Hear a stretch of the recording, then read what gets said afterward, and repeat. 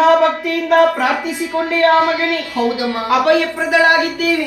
ಮುಕ್ಕೋಟಿ ದೇವತೆಗಳನ್ನು ಒಡಗೂಡಿಕೊಂಡು ಈ ತುಹಿನಗಿರಿಗೆ ಬಂದು ಧಾರಾಕಾರಿಯಾಗಿ ಅಶುರಾರಿಯನ್ನೇ ಸುರಿಸುತ್ತಾ ಇದ್ದೀಯ. ಹೌದಮ್ಮ. ಯಾರಿಂದ ಬಂದಂತ ಕಷ್ಟ, ಯಾಕೆ ಈ ಭೀತಿ? ಕಷ್ಟವನ್ನು ಸನ್ನಿಧಾನದಲ್ಲಿ ವಿತ್ತರಿಸು ಮಗನೇ. ಜನನಿ ಜನನಿಗೆ ನಿನ್ನಗ ತನುಜ ಮಗಿದರಿಂದ ಕನವರಾಗಲಿ ಸುಂದರೋ. ಹೌದಮ್ಮ. ಅನುವರದಲ್ಲಿ ಸುರರನ್ನು ತೋರಿಸುತ್ತಾ ರಾಘವನು ಬಾರಿದು ಮಗಳೋ. ಅಮ್ಮ, ಸುರಪಾಲ, ನಮಗೆ ಬಂದಂತಹ ಕಷ್ಟವನ್ನು ಯಾವ ರೀತಿಯಲ್ಲಿ ಬಣ್ಣಿಸಲಿ ತಾಯಿ?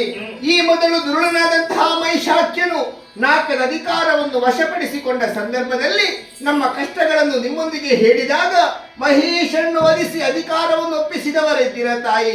ಚೆನ್ನಾಗಿ ಆಳ್ವಿಕೆಯನ್ನು ಮಾಡುತ್ತಾ ಇದ್ದೇವಮ್ಮ. ಏನು ಮಾಡೋಣ ತಾಯಿ? ಮಹಿಷಗಿಂತ ಅಧಿಕ ಪರಾಕ್ರಮಿಯುಳ್ಳವರು ಶುಂಭ ನಿಶುಂಭರ ದಾಳಿಯಿಂದ ನಾವೆಲ್ಲ ಕಂಗೆಟ್ಟು ಹೋಗಿದ್ದೇವೆ. ನೀನೇ ಉತ್ತರಿಸಬೇಕಮ್ಮ. ಶುಂಭ ನಿಶುಂಭರ ದಾಳಿಯಿಂದ ಕಂಗೆಟ್ಟೆಯ ಮಗನೇ. ಸರಿ. ಬೆದರದಿರು ಬೆದರದಿರು. ಸೂರ್ಯೋದಯವಾದ ಮೇಲೆ ಕತ್ತಲೆಯ ಭಯವೇ ನಿನಗೆ. ಕಿರಿದು ದಿನದೊಳಗಾಗಿ ಶುಂಭ ನಿಶುಂಭಾದಿ ದೈತ್ಯರನ್ನೆಲ್ಲ ಮಾಡು. ಈ ಕುಂಭಿನಿಯ ಭಾರವನ್ನು ಕಳೆಯುತ್ತೇನೆ. ಲೋಕ ಕಲ್ಯಾಣದೊಂದಿಗೂ ಈ ಮನೆಯಲ್ಲೂ ಕಲ್ಯಾಣವಾಗಲಿ, ಶುಭವಾಗಲಿ.